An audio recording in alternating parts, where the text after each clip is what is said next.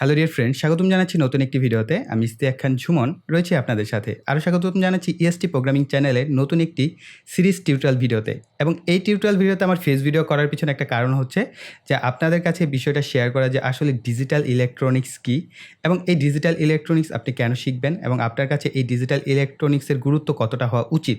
কেননা কিছু এক্সাম্পল দিলে আপনার বুঝতে সুবিধা হয় এবং ফেস টু ফেস ভিডিও করলে আপনারা বিষয়টা ভালো মতো বুঝতে পারবেন। এই কারণে আসলে এই ভিডিওটা করা। সো আমাদের আদারওয়াইজ যে ভিডিওগুলো আসবে সেগুলো অবশ্যই কম্পিউটার ওয়াইজ টিউটোরিয়াল পারপোজ যেভাবে আমি করি রেগুলার, ঠিক একইভাবে ভিডিওগুলো আসবে। সো ডিজিটাল ইলেকট্রনিক্স এই সেকশনটা ইলেকট্রনিক্স শাখারই আরও একটি শাখা। যেমন ধরেন এর পূর্বে আমরা শিখেছিলাম বেসিক ইলেকট্রনিক্স সম্পর্কে। সো বেসিক ইলেকট্রনিক্সে আমরা কী কী জেনেছিলাম? একেবারে বেসিক পার্টসগুলো, যেমন ধরেন component, transistor, diode, capacitor, rectifier, এই ধরনের বিষয়গুলো আমরা জেনেছি। কিন্তু ডিজিটাল ইলেকট্রনিক্স মানে কি? ইলেকট্রনিক্সের আগে আমরা ডিজিটাল লাগানো হয়েছে, আর এর পূর্বে আমরা লাগিয়েছিলাম কি? বেসিক। সো দুইটা কথার পার্থক্য অনেক। সো ডিজিটাল ইলেকট্রনিক্স শাখায় মূলত সব কিছু ডিজিটালাইজভাবে চিন্তাভাবনা করতে হবে। ডিজিটাল কি? সো এখানে আমাদের তাহলে চলে আসবে কি? সিগন্যালের ব্যাপার, analogue signal, digital signal. So এগুলোর উপর সেপারেট ভিডিও অবশ্যই আসবে। সো তারপর আপনাদের জাস্ট থিমটা বুঝিয়ে দিচ্ছি। যেমন ধরেন ডিজিটাল বলতে আমরা বুঝে থাকি, ধরেন কম্পিউটারের যে ল্যাঙ্গুয়েজ সেটা হচ্ছে digital language. So computer language কি? আমরা জানি কম্পিউটার কীভাবে কাজ করে, 0 এবং 1। তো এই দুইটা সংখ্যার মাধ্যমে কিন্তু কম্পিউটার কাজ করে থাকে, অর্থাৎ 0 এবং 1 এই বাইনারি কোডের মাধ্যমে। সো 0 1 কি? এক প্রকারের কোড, এবং এই কোডটা বের করার জন্য আপনাকে জানতে হবে programming language. So programming language যখন জানবেন, সেই প্রোগ্রামিং ল্যাঙ্গুয়েজটাকে আপনি কনভার্ট করবেন বাইনারি কোডে, তখনই হয়ে যাবে 0 এবং 1। সো আমাদের কি তার মানে কি? কম্পিউটার ল্যাঙ্গুয়েজ জানার জন্য আমাদের প্রোগ্রামিং ল্যাঙ্গুয়েজ সিও জানতে হবে। এখন আসা যাক, এই প্রোগ্রামিং ল্যাঙ্গুয়েজ সি জানতে গেলে আমাকে অবশ্যই কি জানতে হবে? যে আমার যে কম্পোনেন্টগুলো আমি কম্পিউটারে ব্যবহার করছি সেই কম্পোনেন্টগুলো কীভাবে কাজ করে। সেই কম্পোনেন্টগুলোর ভিতরে বিভিন্ন ধরনের ট্রানজিস্টর ব্যবহার করা হয় এবং এই ট্রানজিস্টরগুলো বিভিন্ন ধরনের কাজ করে থাকে। সো ধরেন ট্রানজিস্টরগুলো কীভাবে কাজ করে? এই ট্রানজিস্টরগুলো বিভিন্ন লজিক্যাল ফাংশনে কাজ করে। ধরেন আপনি একটা এক্সাম্পল দিচ্ছি, আপনার ঘরের যে রুম লাইটটা আছে সেটাকে অন করার জন্য আপনি সুইচটাকে অন করলে, আবার সুইচটাকে অফ করলে আপনার রুমের যে লাইটটা আছে সেটা কি? অফ হয়ে যাবে। এই যে অন অফ, এটা কি একটা লজিক্যাল ফাংশন? আপনাকে চিন্তা করতে হবে।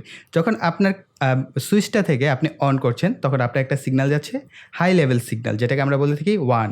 আর যখন আমরা এটাকে অফ করে দিচ্ছি তখন হচ্ছে আমাদের একটা সিগন্যাল যাচ্ছে লো লেভেল সিগন্যাল, বা এটাকে আমরা বলে থাকি 0। যখনই কিনা আমার ইনপুটে সিগন্যাল 1 তখন আমাদের বাতিটা জ্বলছে। সো বাতি জ্বলা মানে হচ্ছে আমাদের 1। আর যখন আমার কি ইনপুটে সিগন্যাল 0 তখন আমার বাতিটা কি? বন্ধ থাকছে, তার মানে কি? আমার আউটপুট সিগন্যালও 0। সো এই যে একটা লজিক্যাল আমরা চিন্তা করলাম, এই লজিক্যাল ফাংশন নিয়ে যে শাখায় আলোচনা করা হয় আমরা সেই শাখাটাকে বলছি ডিজিটাল ইলেকট্রনিক্স।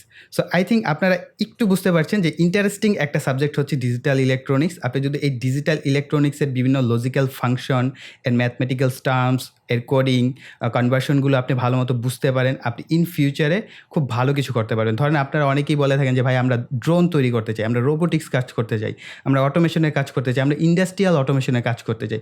সমস্ত কাজের পিছনেই এই লজিক্যাল ফাংশন আপনাকে জানতে হবে। যখনই আপনি লজিক্যালি কোনো কিছুর সমাধান করতে পারবেন তখনই আপনি ড্রোন বলেন, কম্পিউটার বলেন, আর রোবট বলেন, আর যাই বলেন, আপনি সব কিছুই কিন্তু নিজে থেকে গবেষণা করে তৈরি করতে পারবেন। দেখেন আমরা মার্কেটে যদি কোনো ড্রোন কিনে নিয়ে আসি তখন আমরা কী শিখি? সে ওই ড্রোনটাকে কীভাবে উড়ানো যেতে পারে, বা এই উড়ানোর সিস্টেমটা কী, বা রিমোট কন্ট্রোল কীভাবে কাজ করে, এর ট্রান্সমিটার রিসিভার কীভাবে কাজ করে, জাস্ট এতটুকু জানি। কিন্তু যারা তৈরি করেন তারা কী ভাবেন? তারা হচ্ছে যে কতটা লজিক্যালি ফাংশন এটাকে আপগ্রেড করা যায়। আপনারা দেখবেন ফিচার, সো যত বেশি ফিচার থাকে ড্রোনে তত বেশি আপগ্রেড। সো এই যে আপগ্রেডগুলো করা হয় বা এই যে ড্রোনটা তৈরি করা হয়, এর প্রোপেলারগুলো কীভাবে ঘুরছে, সবগুলো কিন্তু লজিক্যাল ফাংশনের উপর ডিপেন্ড করেই কিন্তু সমস্ত কাজ হচ্ছে। সো এই কারণে ডিজিটাল ইলেকট্রনিক্স শেখার গুরুত্ব অনেক বেশি। বিশেষ করে আপনারা যারা ডিপ্লোমা করছেন বা ইঞ্জিনিয়ারিং সেক্টর নিয়ে পড়াশোনা করছেন তাদের তো একদম মাস্ট লাগবেই। এবং পাশাপাশি আপনারা যারা কিনা এসএসসি পড়ছেন বা এইচএসসিতে পড়াশোনা করছেন, এইচএসসিতে আইসিটি নামক একটা বুকস আছে। সো আপনার বইয়ের ভিতরে একটা চ্যাপ্টার পাবেন। সো ওই চ্যাপ্টারটা কিন্তু ডিজিটাল ইলেকট্রনিক্সের উপর আছে। সো আপনারা সকলেই কিন্তু এই সেক্টরটাকে ফলো করতে পারেন যারা কিনা এই রিলেটেড আছেন। পাশাপাশি আপনারা যারা আছেন মাইক্রো কন্ট্রোলার শিখতে চাচ্ছেন, পিএলসি শিখতে চাচ্ছেন, অথবা অটোমেশন বিভিন্ন কাজ শিখতে চাচ্ছেন, তারাও কিন্তু ডিজিটাল ইলেকট্রনিক যে সিরিজটা আছে এটা অবশ্যই মনোযোগ সহকারে ফলো করবেন।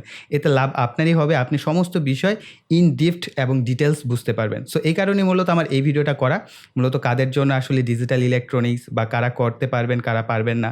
সো এই বিষয়গুলো আপনাদের সামনে তুলে ধরা এবং ডিজিটাল ইলেকট্রনিক্সের গুরুত্বটা কী সেটা আমি আপনাদের সামনে তুলে ধরলাম বই পুস্তকের ভাষার বাদ দিয়ে, জাস্ট সহজ কিছু এক্সাম্পল দিয়ে যাতে আপনারা ইন্টারেস্টেড হন এই টপিকসগুলো পড়তে এবং শিখতে। অনেকেই বলে থাকেন যে ভাই আমি সায়েন্সে পড়ি, আমি আইসিটি বই কেন পড়বো? সো এটা হচ্ছে আপনার ইন ফিউচারের জন্য এই বইটা দেওয়া হয়েছে।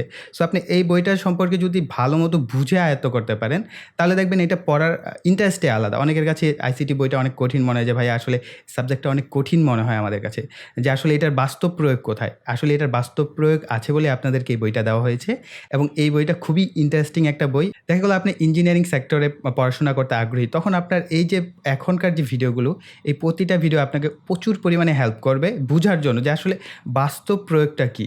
সো আমি চেষ্টা করব এই বিষয়গুলো আপনাদের সামনে খুব সহজভাবে উপস্থাপনা করার, যতটা সহজ হয় আমার দ্বারা সম্ভব। সো প্রত্যেকটা মানুষেরই একটা পটেনশিয়াল থাকে, আমার পটেনশিয়ালটা দিয়ে আমি আপনাদের শেখানোর চেষ্টা করব। তবে আপনাদেরকে একটাই রিকোয়েস্ট করব, প্লিজ ভাইয়েরা আপনারা ভিডিওগুলো না টেনে প্রথম থেকে শেষ পর্যন্ত দেখবেন, পাশাপাশি খাতায় নোট ডাউন করবেন। সেই খাতাটা আপনাকে পরবর্তীতে জব সেক্টর হোক আর পড়াশোনার ক্ষেত্রে হোক, প্রতিটা সেক্টরে আপনাকে প্রচুর পরিমাণে হেল্প করবে। সো গাইস, এই ভিডিও এই পর্যন্তই। আশা করি ভিডিওটি আপনাদের কাছে ভালো লেগেছে। ভালো লাগলে ভিডিওতে একটা লাইক দিয়ে দিবেন এবং কমেন্টে লিখবেন যে আসলে আপনারা আমার এই ভিডিওটা দেখে কতটুকু বুঝতে পেরেছেন, এবং মাঝে মাঝে এরকম ফেস ভিডিও করলে আপনাদের বোঝাতে সহজ হয় কিনা সেই বিষয়টা কিন্তু আপনারা কমেন্ট সেকশনে লিখতে পারেন। আর ভিডিওটি শেয়ার করবেন আপনাদের ফ্রেন্ড সার্কেলের সাথে যারা কিনা এই ধরনের কাজ শিখতে আগ্রহী তাদের কাছে। সো এই বলে এখানে বিদায় নিব। সকলে ভালো থাকবেন, সুস্থ থাকবেন। টাটা।